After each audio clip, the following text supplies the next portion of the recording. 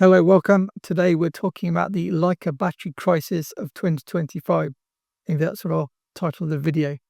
I'm receiving quite a few emails at the moment from you guys saying, Matt, I want to buy a Leica camera, but I'm scared because I can't find any spare batteries. Now, this is particularly true for cameras like the older Leica M240, Leica M262, Leica MP240. All of those take the same battery. And then in certain parts of the world, to a lesser extent, things like the M10, M10R. Now, I did look online before making this video, and you can buy M10 batteries in the UK, both new and used. I actually bought a spare battery this morning before making this video, in kind of hindsight that at some point our cameras are going to outlast the batteries that are available. So I've bought myself, I'll bring up a screenshot, I bought a CL battery because I plan to keep that camera, and the Leica M10 spare battery because that eats batteries way more than the M240 series cameras. Coming up, I'm going to give you 5 ways you can make your battery last longer on pretty much any camera, but in particular, we're talking about M cameras. And I did invite to Leica themselves to pose the question, what's going to happen regarding the battery situation? I'll tell a bit more as we get into the video. Hey guys, Matt here from MrLeica.com. So yes, what we're talking about in today's video is the problem where Leica cameras are made so well that they last so long that now the batteries are no longer made, but the cameras are still working, and so photographers want to use the cameras, but there's a scarcity of batteries. I'm making this video in 2025, and I've probably received 5-6 emails, I think, in the last 3 months saying, Matt, we can't find any batteries, what's happening? As I looked online, and I think if you want an M240 style battery, you might struggle to find one. M10 ones are available in the UK. Let me know in the comments if they're available in your area. I know they're definitely not available worldwide because some people have written to me in panicking saying, I want to buy an M10R, I want to buy an M10, I want to buy an M240, etc. So how has this problem come about? The problem is, I think, maybe twofold. Number one, Leica make high quality cameras. Yes, we get some kind of snarky comments when I've talked about the amount of returns going back to Leica. But you cannot argue that, yes, if Leica service their cameras, most Leica cameras work and they work for an extended period of time. Because Leica cameras last longer than most other kind of consumer cameras, where you kind of throw them in the bin after a couple of years. They keep lasting, but then you need batteries to keep using their cameras. Now, the specific problem to Leica and their batteries is they don't let third-party manufacturers make batteries for most Leica cameras. With the old M8 and the M9, which is cameras that I used to own until I think maybe 2017, and then I switched to the M240, you could buy third-party batteries and Leica branded batteries for the M8 and the M9. Those two cameras took the same batteries. He then had, as I say, the M240, M262 and MP240 and any other kind of special variants. They'll take the same bigger battery. Battery lasts for ages, which is great, but only Leica make this battery, so there's no third-party option at the moment. The same was then true for the M10 and obviously the M11 that came after, where they've only got the Leica branded batteries with the Leica tax added onto the battery price tag. Leica M10 batteries are around £140, £145 new, if you can find one new, which is kind of crazy for a battery. You could probably find a second-hand Lumix camera for that price if it's Mark Four Thirds.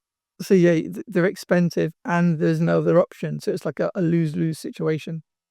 And then the problem is Leica no longer make the batteries for the older cameras. So then I've written to Leica and said, hey Leica, if you get a chance, can you reply to this email? Because people keep asking me this question and I don't have an answer. What's going to happen? Are you going to maybe make more batteries? Are you going to license the batteries so third-party companies, battery companies can make spare batteries to keep your cameras going? I said to them, there's no point making amazing cameras that last 30 years, 40 years for a digital camera, maybe, if the batteries stop working after 5-10 years. So hopefully they'll listen. You never know. If they do listen, if I do get a reply, and if you're reading this at a later date, I'll pin their comment to the pinned normal comment where it's got all the links. So below the links, look there, and if I get an answer, I'll paste an answer there rather than you needing to contact me to see, hey Matt, have you heard from them? If there's nothing there, I've not heard back, so you know. Now the second part of this quick video, I wanted to tell you how I set my end cameras up to make the battery last longer. So this is kind of a night and day experience when I went from using the M10 that I bought to then buying an M262, which has no live view. So if you don't know, an M262 uses the same battery, the big battery, the same as an M240. But because it's got no live view, the battery just lasts like forever, like all day. You could probably like shoot 3 days straight and still have battery left because you only have the rangefinder. So I'm thinking a lot, when my M10 comes back, because I converted it from an M10 to an M10P, if you saw that video, so it was away in Germany for a while. When it came back, I'm like, if I can turn off my live view, then in theory, the battery will last probably at least twice as long. So here are 5 things that I've done to my M10P, which you can probably do to your M cameras or any cameras to make your batteries last longer, in no particular order. Number 1, turn off your photo review or reduce it from, say, 10 seconds to 1 second. So that means every time you take a picture, your picture display pops up on the back of your camera. You can turn the photo review off completely, and then it's the same as like shooting film. You have that delayed gratification. But if you're kind of worried that your exposure could be wrong or you want to do a quick chimp, I set mine to 1 second, because then if I'm using flash or various things and I want to check my exposure, it's a good way to be able to quickly check. It flashes up as I'm taking the next picture. So number 1, reduce your photo review time or turn it off. Number 2, you can reduce your standby time or your power saving time. So I think the minimum on the M10 is 2 minutes from memory. So I've reduced mine, I think it's from 10 minutes to 2 minutes, which is the minimum. Number 3, you can reduce your display brightness from auto brightness to low brightness or a lower brightness.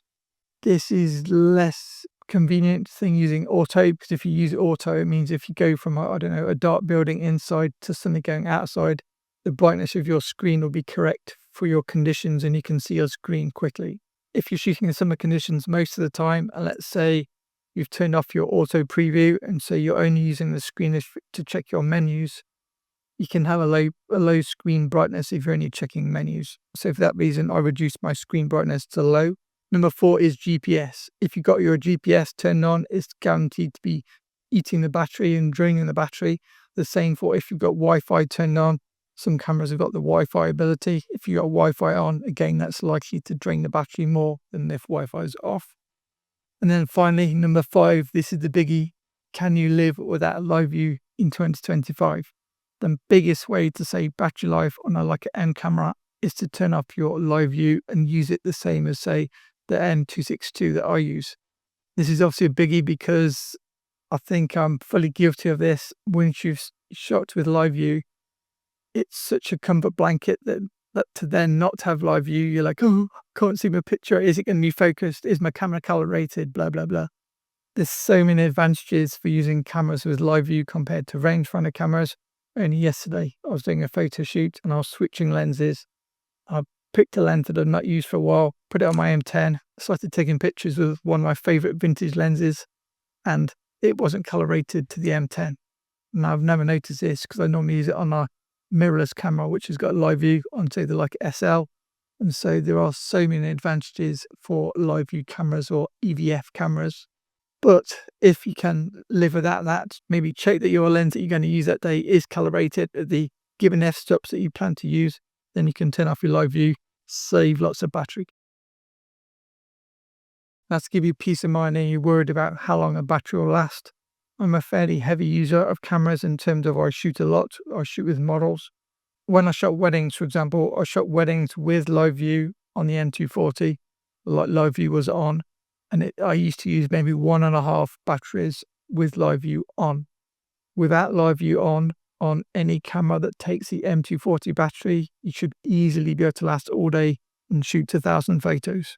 I would say, I'll put kind of my hand on heart and say, you're totally safe to shoot 1,000 photos with the EVF or live view off and the other things mentioned turned down. If you shoot with an M10, I'd say if you turn all those things off, you could still probably get, I need to test it. I've shot over 500 pictures and still had around half a battery left on an M10 with live view turned off. So again, you should maybe be able to last all day on an M10 as well. M10 owners may feel safer carrying a second battery, assuming you're going to shoot how I've suggested. And MC40 users, you should be fine with one battery and just charge it up every evening if you're on a multi-day photo trip. As always, that's just my 2p's worth. If you want more Leica information, I'll put a link to the blog below. There's reviews on most lenses for Leica cameras and lenses and most film cameras. Check those out, subscribe so not to miss a newsletter. Thanks for watching. Thanks to my amazing patrons, and I hope to catch you in the next video.